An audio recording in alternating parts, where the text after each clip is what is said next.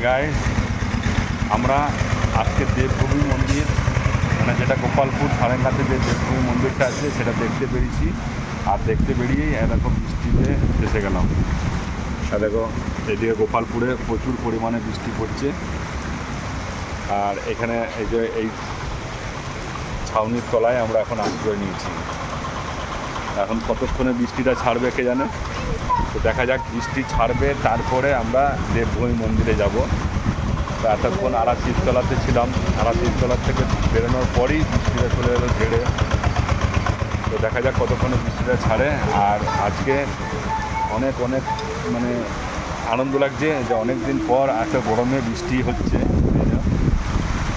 এই যে কত গরমের মধ্যে বৃষ্টি হচ্ছে, তো খুব ভালো লাগছে। তো দেখা যাক কতক্ষণে বৃষ্টিটা থামে। আর আমি অলরেডি বৃষ্টিতে ভিজে গেছি, এই দেখলে বুঝতে পারবে পুরো ভিজে গেছে, পুরো ভিজে গেছে। হ্যাঁ, আর টুপি ভিজে গেছে। আমি, আমার ছেলে আর ওই যে বউ, তিনজনা মিলেই দেবভূমি মন্দির দেখতে এসেছি। কিন্তু এখনও পর্যন্ত কিন্তু দেখা হয়নি, বৃষ্টির জন্য দাঁড়িয়ে আছি।